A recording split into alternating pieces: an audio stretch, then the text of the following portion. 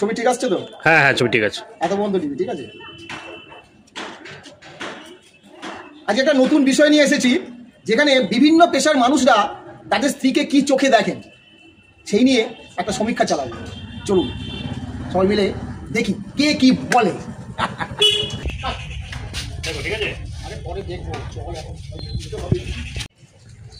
Excuse me. হ্যাঁ sir, আমরা একটা সমীক্ষা করছি যেখানে বিভিন্ন পেশার মানুষদেরকে জিজ্ঞাসা করছি তাদের স্ত্রীকে তারা কি চোখে দেখেন, মানে তাদের সম্পর্কে ধ্যান ধারণা কি, এটা নিয়ে যদি অল্প কিছু কথা বলতেন। ও আচ্ছা আচ্ছা, অ্যাকচুয়ালি পেশায় আমি একজন সৈনিক। সকল শত্রুরা আমাদের ভয় পায়, আর আমরা ভয় পাই আমাদের স্ত্রীকে। আমি জুতো মেরামত করি, ঘরে আমার বউ আমাকে মেরামত করে। স্ত্রী কেমন বলছেন? এই যেমন আমি কলেজে স্টুডেন্টদেরকে লেকচার দিই, আর বাড়িতে আমার বউ আমাকে লেকচার দেয়। আমি অফিসে সবার বস, কিন্তু ঘরে আমার স্ত্রী আমার বস। আমি প্রতিদিন কোর্টে সত্য এবং ন্যায়ের জন্য আদেশ দিয়ে থাকি, কিন্তু আমার ঘরে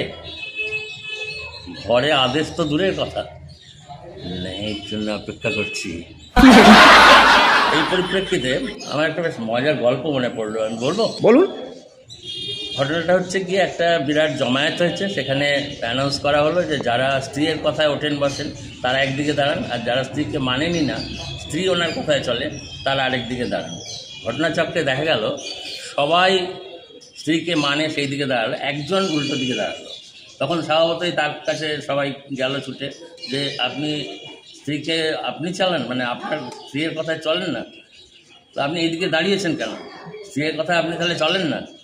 বললো না, ঠিক তা না, তাহলে আমাকে স্ত্রী বলেছে যেদিকে ভিড় থাকবে সেদিকে দাঁড়াবে না, যেদিকে খালি থাকবে সেদিকে দাঁড়াও।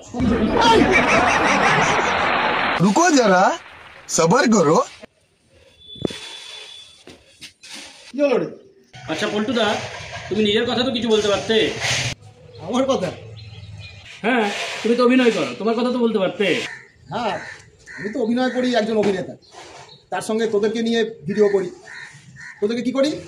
তোদেরকে ডিরেকশান দিই, আর আমাকে আমার বাড়িতে আমার বউ ডিরেকশান।